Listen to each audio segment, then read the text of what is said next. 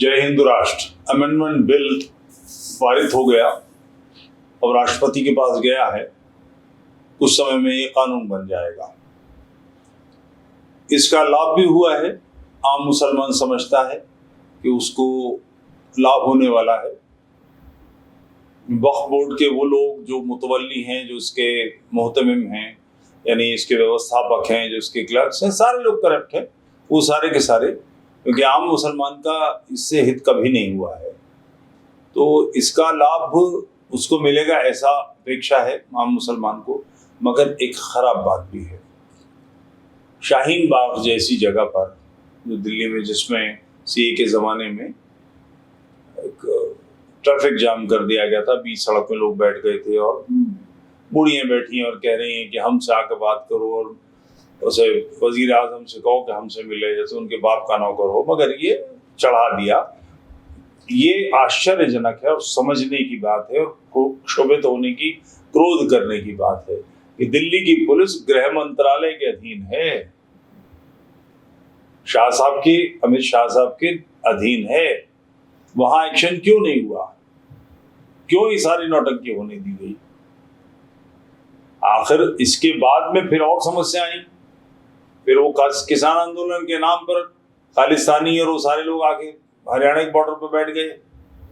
ये सारी समस्याएं कैसे क्रिएट हुई? आप ये इसे वाटर टेस्ट करना कहते हैं कि पहले पैर डाल के या कोई डंडा डाल के देख लो पानी कितना गहरा, उसके बाद पानी में उतरो। तो उन्होंने वाटर टेस्ट किया। अराष्ट्रीय शक्तियों ने, राष्ट्र विरोधी शक्तियों ने वाटर टेस्ट किया। आप फेल हो गए। उसी वक्त दबोच लेते। जाड़ों के दिन थे, कुछ नहीं तो जब वो आईटीओ पर आए थे हंगामा मचाते हुए, फायर ब्रिगेड की गाड़ियों से पानी डलवा देते, 2 मिनट में सीधे हो जाते। लाठीचार्ज भी करने की जरूरत नहीं थी, मगर कोई एक्शन नहीं लिया। ये लोग जो लोग कुछ कहते हैं कि भारतीय जनता पार्टी का नेतृत्व तो इस समय हिंदुओं को डराना चाहता है कि आप हमें वोट दो, नहीं तो मुसलमान खा जाएंगे। जैसा कांग्रेस मुसलमानों के साथ करती थी, उससे बिल्कुल उल्टी स्थिति हिंदू समाज के साथ भारतीय जनता पार्टी करती है। अन्यथा क्या कारण था? दिल्ली में इलेक्शन होने वाले थे, मुंह के बल गिरे। क्यों गिरे? कि लोगों ने समझ लिया इनमें दम नहीं है, ये केवल भाषण की वीर हैं, वीरता नहीं दिखा सकते, 30 मार खा है ही नहीं, डरपोक लोग हैं। तो मगर इस बार इसकी चिंता करते हुए, सावधानी बरतते हुए वहां पर फोर्सेस लगा दी गई हैं और ऐसी कोई हरकत ना हो, इसकी व्यवस्था कर ली गई है। इसमें एक बात समझने की है जो आवश्यक है कि राजनीति में उद्दंडता का स्थान कैसे बना, इस्लामी उद्दंडता को किसने उकसाया, इसके लिए पापी जो मूल है वो गांधी है। खिलाफत मूवमेंट भारत में शुरू हुआ, ये फिरंगी महलियों ने किया था। लखनऊ में है फिरंगी महली, इस्लामियों का एक धड़ा है, उनके इशारे पर चला था। और कांग्रेस को गांधी ने बगैर कांग्रेस वर्किंग कमेटी में प्रस्ताव लाए, बगैर कांग्रेस के लीडर से बात करे और इसको उसमें झोंक दिया।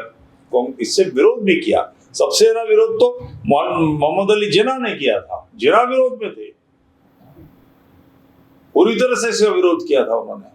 पटेल विरोध में थे और बड़े बड़े लोग विरोध में थे। मगर गांधी हमेशा के घमंडी, हमेशा के जिद्दी, अड़ियल, बददिमाग आदमी, हमेशा उन्होंने ये किया, अपनी चलाई। उसका नतीजा क्या निकला? खिलाफत मूवमेंट क्या था, इस पर जरा सा थोड़ी सी बात करनी। तुर्की में खलीफा के पिछवाड़े पर वहीं के तुर्कों ने लात मार के बाहर निकाल दिया कि हमें खिलाफत नहीं चाहिए, हम ये अरबी संस्था का बोझ नहीं ढो सकते, हमारी दुर्गत हो गई, हमारे किसान खिलाफत को अपना खून देते देते परेशान हो चुके हैं, अधमरे हो गए। भारत में इसका आंदोलन हुआ कि तुर्की में खलीफा वापस लाया जाए, खिलाफत वापस कायम हो, इसके लिए भारत में आंदोलन हो रहा है। उस सेंस से चीन में तियाननमेन चौक में टैंक चढ़ा दिए गए, इसके लिए मैं दिल्ली में भूख हड़ताल में बैठ जाऊं तो क्या होगा? इसी किस्म की वो हरकत गांधी ने सब कराया और उसका नतीजा केरल में मोपला विद्रोह हुआ। हजारों हिंदू मारे गए। वहां की मुल्ला पार्टी ने, जो सूफी थे, जिन्हें गलत फहमी है सूफियों के बारे में, ध्यान रहे कि खिलाफत मूवमेंट में मोपला के को लीड करने वाले, बल्कि मोपला ही नहीं, 1946 में डायरेक्ट एक्शन को लीड करने वाले सारे सूफी थे। नक्शबंदी, फरीदी से, सोहरावर्दी सिलसिले के लोग थे। बहरहाल हजारों हिंदू मारे गए, भयानक हत्याकांड हुए। लॉर्ड वेवेल उस समय जो वायसराय थे उनकी पत्नी को जो प्रतिवेदन दिया गया वो पढ़ने वाला है, आंखों से आंसू आने लगेंगे, अंगारे निकलने लगेंगे। गांधी ने राजनीति में गुंडागर्दी, इस्लामियों की धमक बिठाने का कार्य किया। और स्वामी श्रद्धानंद ने कहा कि ये जो काफिरों के खिलाफ बातें हो रही हैं, आप इसका नतीजा जानते हैं? तो उन्होंने कहा ये अंग्रेजों को काफिर समझते हैं, हिंदुओं को नहीं। अंग्रेजों के सामने कहाँ मजाल थी? अंग्रेज एक सैनिक की पत्नी को उठा के ले गए पठान अफगानिस्तान के। उसके बाद अंग्रेजों ने क्या किया? उस पूरे कबीले को घेर लिया, उस घर के उस कबीले के लोग महिलाओं को बुरी तरह से रगड़ा गया, वो लड़की वापस लाई गई, उस पूरे इलाके के जरिए के लोगों को उल्टा टांग के लट बजाए गए और वो यहाँ से बाहर नहीं भिजवाई गई, वहीं रही दर्प के साथ ताव दे के। तुमने किया तो एक के बदले में चार। इसका नतीजा ये निकला कि अफगानिस्तान में बदमाशी बंद हो गई। भारत में ऐसी राजनीति कांग्रेस कर रही है। आपको ध्यान होगा शाहीन बाग में जब धरना हो रहा था, विपक्ष के बड़े बड़े 30 मार खा सारे, ये जिसकी नाक अपनी दादी जैसी है, औरत हूं, लड़ सकती हूं, इस किस्म के नारे लगाती है, ये सब लोग पहुंचे थे वहां हत्या बचाते हुए। नतीजा क्या हुआ? भारत को उपद्रव की तरफ, उद्दंडता की तरफ, भारत को विप्लव की तरफ ले जाने का नतीजा क्या होगा?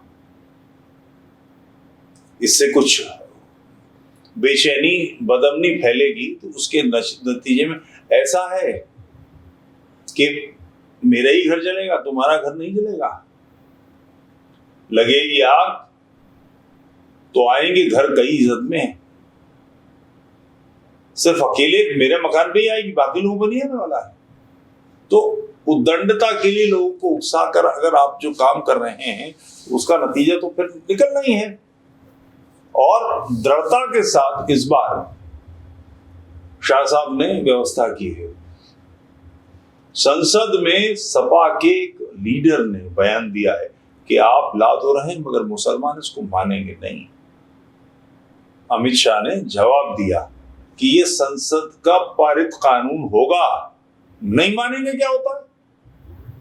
मगर ये जो दृढ़ता आज दिखा रहे हैं, ये दृढ़ता अगर शाहीन बाग में दिखाई होती, जिन लोगों ने वाटर टेस्टिंग की थी वो समझ गए होते बर्दाश्त नहीं करेगी भाजपा। ऐसी बेवकूफियां बंगाल के चुनाव में की, अपने कार्यकर्ताओं को निहत्था उनके आसरे पर छोड़ दिया, जिनके साथ भयानक अत्याचार हुआ। अपने कार्यकर्ताओं को छोड़ने का नतीजा वो शेर हो गए। उस वक्त तोड़ दिया गया होता, ममता की सरकार गिरा दी गई होती, राष्ट्रपति शासन लगा दिया गया होता कि भाई उद्दंडता हो रही है, तो उसका नतीजा निकलता। वहां हिम्मत किसी की नहीं पड़ती। मगर ये चूक हमसे हुई है, हमारी पार्टी से हुई है, इसका ध्यान रखना चाहिए।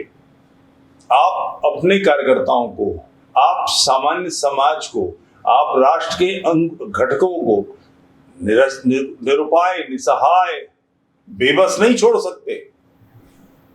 दंड की शक्ति, राजदंड की शक्ति सिद्ध करनी पड़ती है। सेंगोल ले आए दक्षिण से, संसद में स्थापित कर दिया। उस सेंगोल का मतलब क्या है? वो राजदंड है। राजा के हाथ में दंड की शक्ति है, इसका प्रतीक है।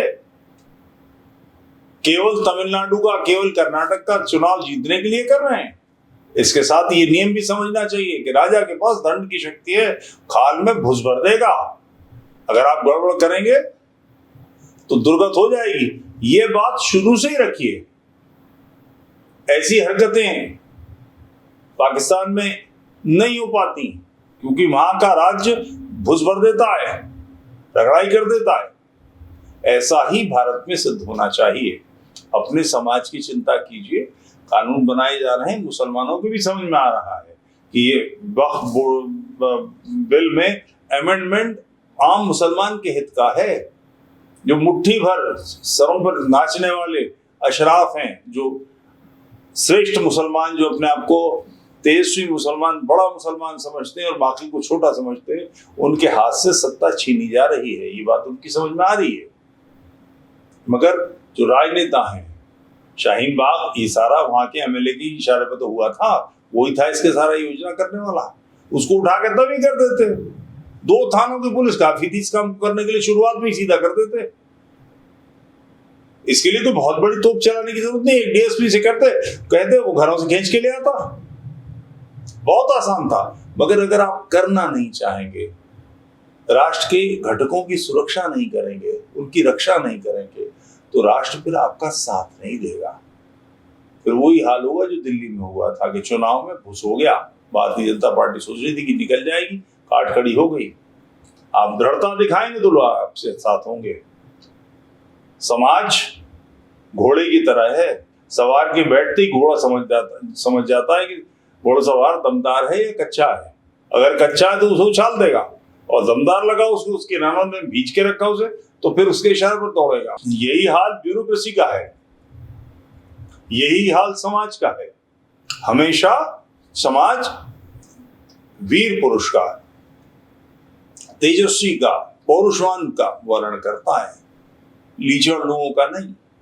इस बात का ध्यान कीजिए और दृढ़ता के साथ इसके पक्ष में लोगों को तैयार कीजिए। जय हिंद राष्ट्र।